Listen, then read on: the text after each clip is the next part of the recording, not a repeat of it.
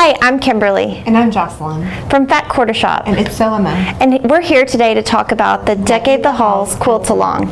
10 fabrics, 10 blocks, 10 years. And today we're talking about the finishing kit. So Jocelyn's going to talk about how she set all this together. Well, you know, we made it to the end. Throughout the quilt, we've had these interesting little spacers put into the block sets. Just so you kind of have a staggered effect throughout your blocks. When you put it together, it'll really come through. Some are straight set, like your wreaths here. Some are offset and staggered, like your ornaments and your gingerbread men. And all together, I think you kind of have an interesting mix. It almost looks like the blocks were juggled or kind of tossed up. So I think that's what gives it a very modern flair. So for the borders, we just wanted to go simple to just let that setting shine. So we just went with a simple thin inner border and wider outer border. So that kind of gives you room to play and lets your eye just roam around the quilt without being really distracted. So that's what we decided to do there. And again, I want to encourage everyone, once you finish your quilts, please post them to our Flickr site. We have loved what we're seeing with your fabric choices and everything that you're doing that's different from what we're doing even. We love to see all that, so please keep adding. Yeah, and make sure to download the pattern for the finishing instructions on our website at fatquartershop.com. And today I'm going to give you some tips on how I put borders onto quilts, and I do it a very unique, different way than anybody you've ever seen, so you're going to want to watch. In our quilt, you can see that we have 3 borders. We have an inner border, a middle border, and an outer border. And today what I'm going to show you how to do is attach your first inner border, and you can use these techniques to put on all of your borders. So our first step today is to cut our fabric strips. So the first thing I'm going to do is, for the inner border, you need 6 2-inch strips.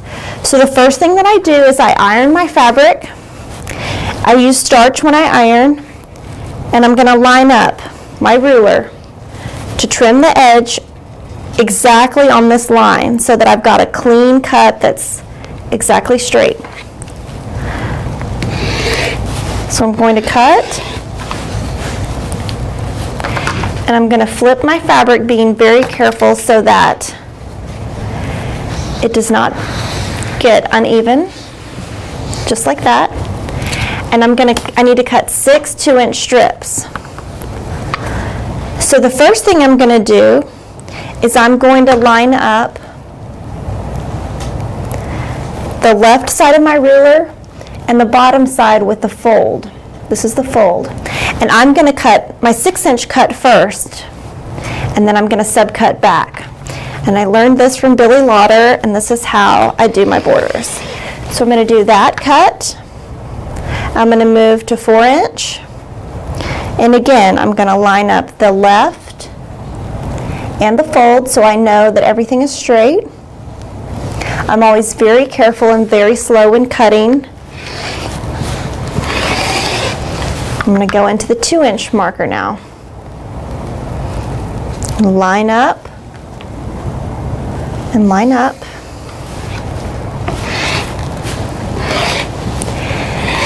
And now you've got your first 3 border strips. So I'm just going to stack those and put them here. And I'm going to do the same thing.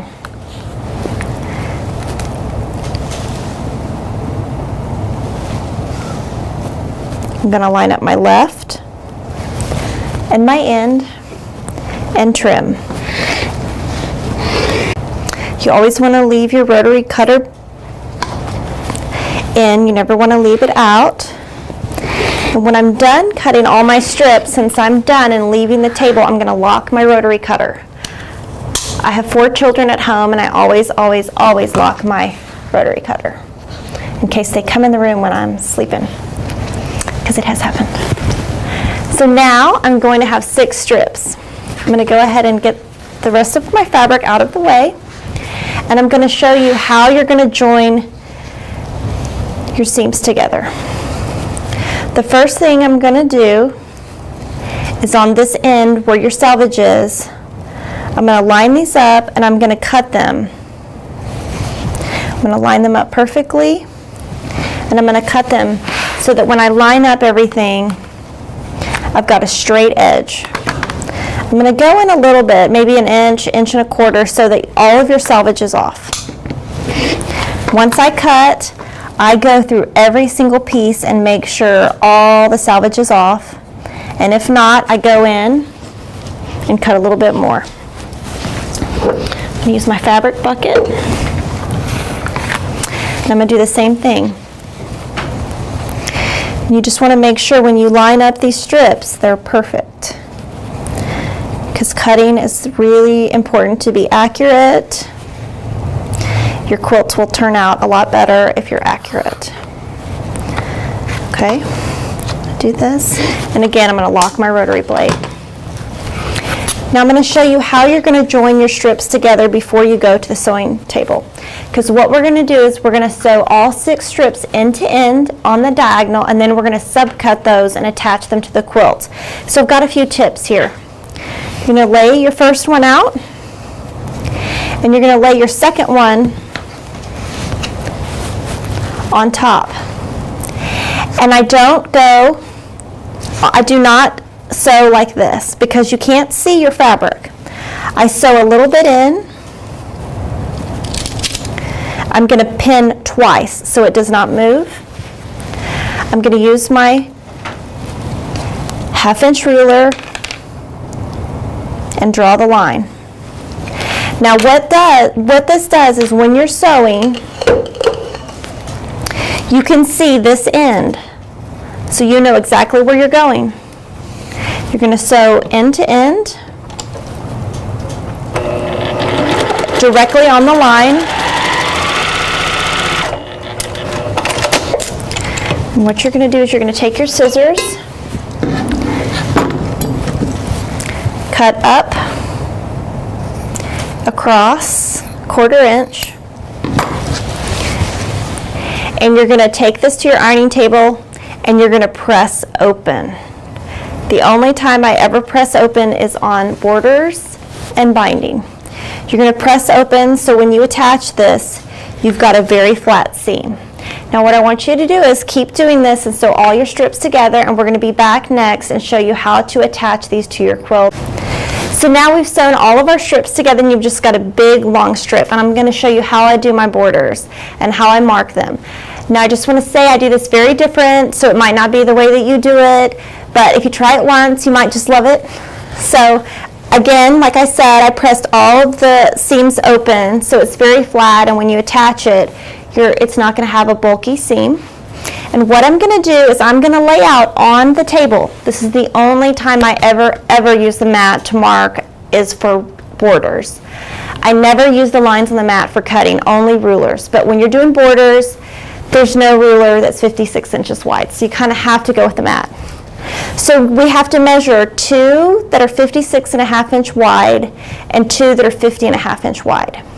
So what I'm going to do is I'm going to lay it out to like 58, all the way to 0. Now I'm going to do this very different. I'm going to put a pin at 56.5 and a pin at 0. So, and I put it in, and I kind of put it in a few times like a little snake, so it's straight and it does not move. So this is how my pin looks. Now I'm going to do the same thing at my marking at 0. Now most people would just cut the borders at this point, but I don't. I leave them like this, and this is how I pin them on, because when you sew and you trim off, you've got a 100% accurate cut. So I'm going to cut about an inch out at 56.5. And this is my first one. Now I'm going to keep going, and I'm going to make another 56.5 inch, and then you would go ahead and make 2 that are 50.5 inches. Now see, I was going to do that, but my seam is right here. I don't want that right at the end, so I'm going to go ahead and put that outside of it so that we don't have that in right on the edge. And again, you're going to line up exactly on the mat.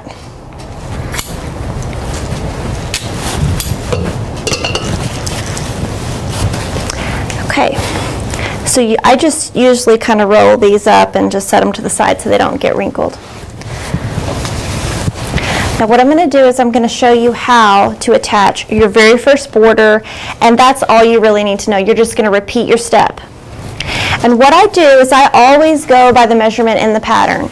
If this is supposed to be 56.5 wide, I don't measure. I just say this is supposed to be 56.5 wide, and I was very accurate when I was piecing, cutting, very careful.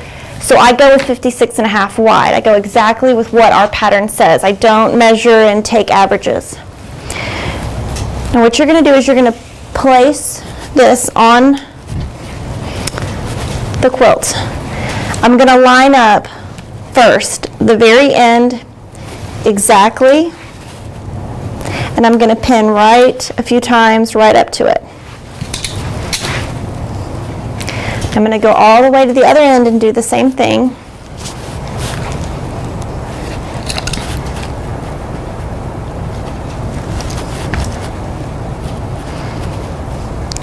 So now you know your ends are correct.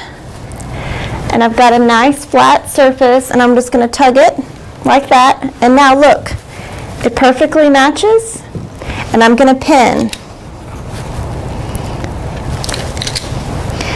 And then once we're finished pinning, we're going to go and we're going to sew a 1/4 inch seam.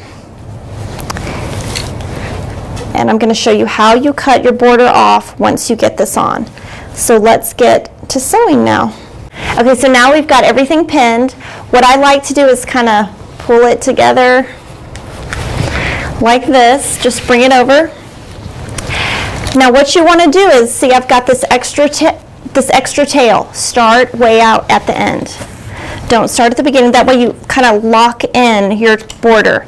And what I want you to do is start sewing. Okay. When you get about 1 inch in or 1/2 inch in, you're going to backspace. Not backspace, backstitch. So when you backstitch, that anchors it in, and I always backstitch on every stop and start of a border. It's very important. It's the only time in quilting that I do the backstitch, but I always do it, and I do it a little bit longer than most people just for that extra security. Now what you're going to be doing is sewing with a 1/4 inch foot or 1/4 inch seam, a 2.0 stitch length, and you're just going to sew at a steady, and as you go, you're going to pull out your pins.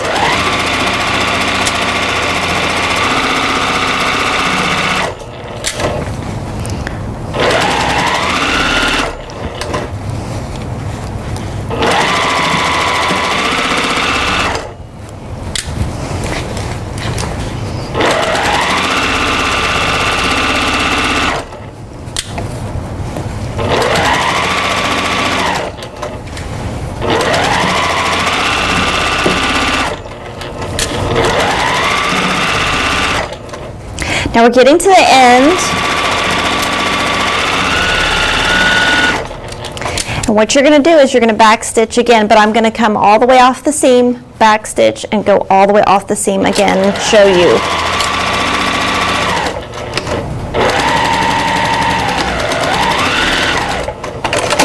So you can see my seam. This is the end of my seam, and I backstitch a whole 1.5 inches. It just really anchors it. So now what I'm going to do is I'm going to show you how you're going to press and cut your borders off and trim them. So now I'm going to show you how you're going to iron your border. You're going to first press it in place, and then you're going to press out. You've set your seam. You want to make sure you don't get a duck plate. So see, when I press, my tip of my iron and my edge of my iron is right on that seam. I'm not ironing and rocking back and forth. Just very gentle. And if you look at the back, you can see it's perfectly ironed. If it's not, you're just going to redo it. And you just press all the way down. We're going to press all the way down, continuing these steps.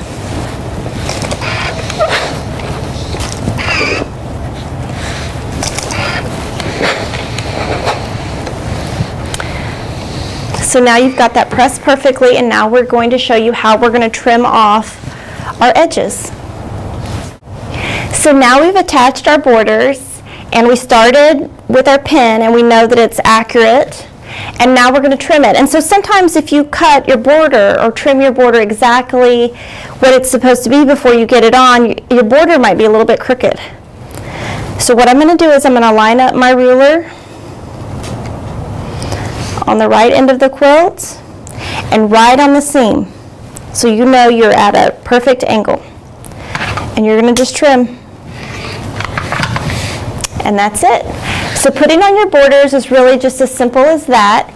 You can use all of these tips to finish all of your quilting. I hope that you try this and email me and let me know. So I wanted to thank you for participating and following along on our videos on our Deck-ade the Halls. I hope that this year I've been able to teach you some of my tips from how I sew and help you sew more accurately and have more fun sewing. And I also want to thank you for the past 10 years of Fat Quarter Shop. My husband and I truly appreciate your business. We couldn't do it without you guys, and you guys mean the world to us. And I wanted to give you a little hint. On December 1st, check back, because we're going to have our next quilt along, and this one is just going to be amazing, and you're going to love it just as much as you love this one.